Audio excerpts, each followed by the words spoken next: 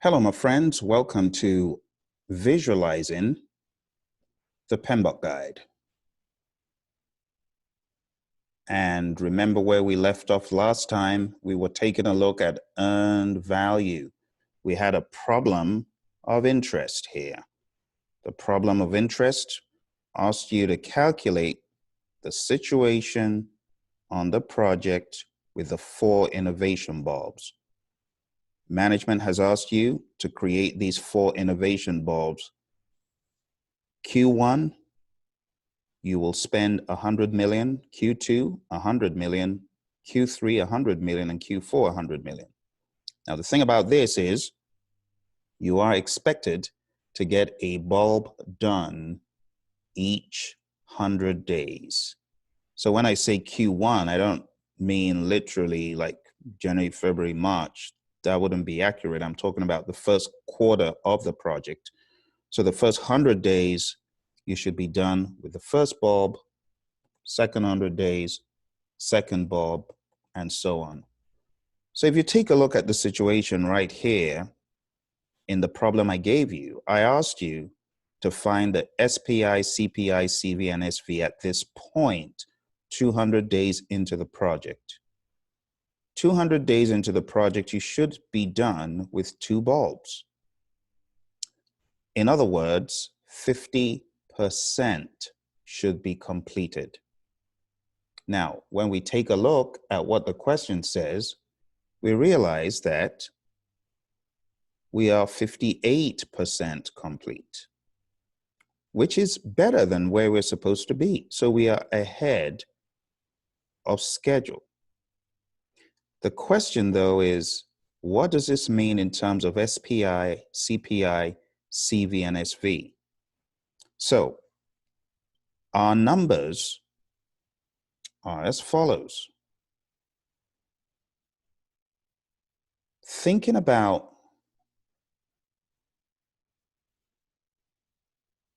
the time box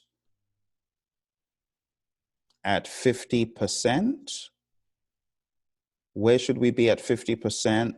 The PV at 50% should be $200 million. Okay, going back to the question, it says the AC is 315 million. So AC is 315 million.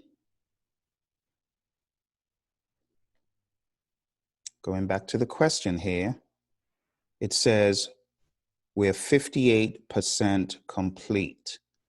58% complete of the entire project. So to find the earned value, what we're going to do is multiply percent complete times the budget at completion, because we're looking at the entire project now. And that's going to be 58% times 400 million. Okay. Now, when you do that with your calculator, it's like saying 0.58 times 400. So let's do that. 0.58, and do remember you are going to be given a calculator by your friends at Praizion or wherever you're taking the exam. And you end up getting 232 million for earned value. Now, when you factor all of these in to a formula, you get the answer for SPI, CPI, CV, and SV. So let's do that real quick here. Here are the formulas: SPI, CPI, SV, and CV. Remember, earned value always comes first in all of these. So we're going to put that 232 million. We know it's million. Okay, 232 We're going to remember that's million. 232, 232. Same there. Where we have variances, we're going to subtract. Where we have indices, we're going to divide.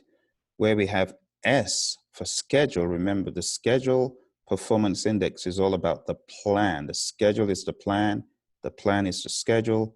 So we're going to have 200 million there. For the next one, CPI, we're going to have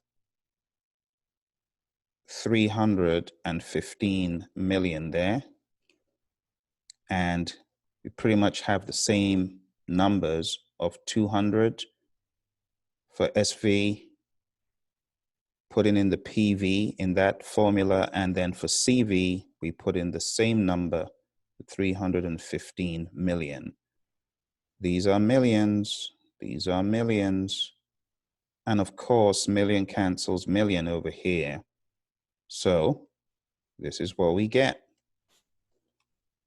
232 million divided by 2 gives you 116.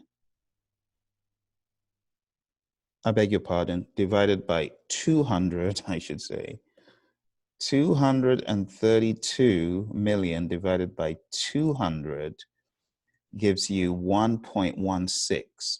So what this shows is you are ahead of schedule slightly.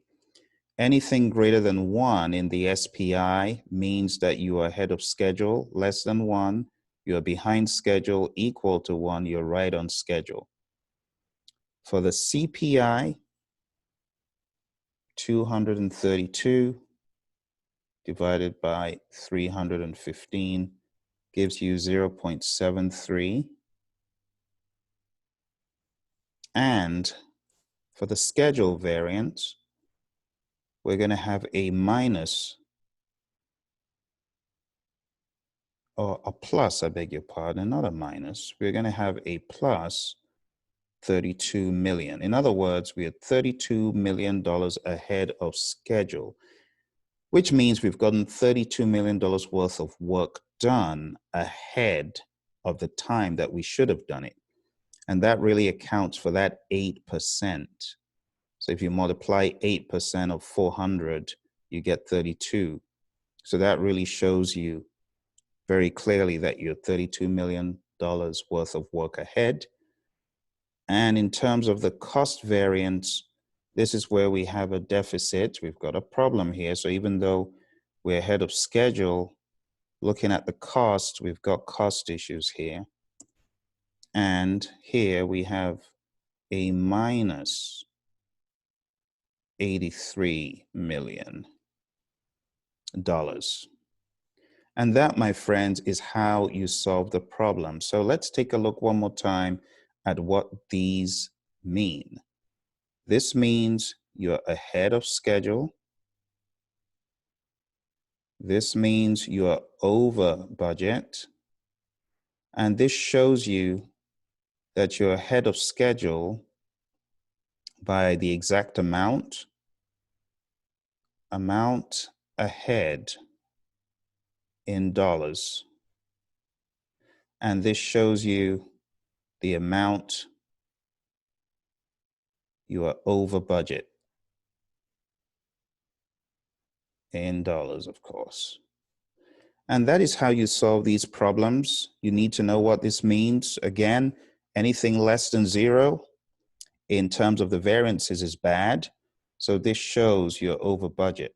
Even if you didn't have your CPI, this will tell you you are over budget.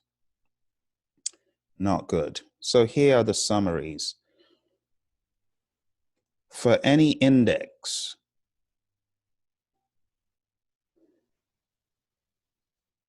equal to 1 is on target, right on target in terms of budget or schedule. Greater than 1, better than expected.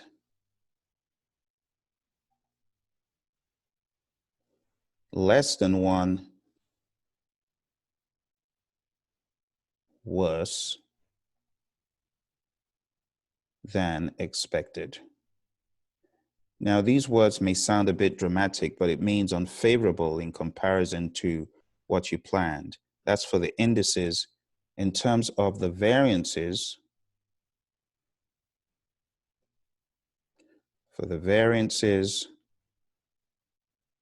have a similar breakdown.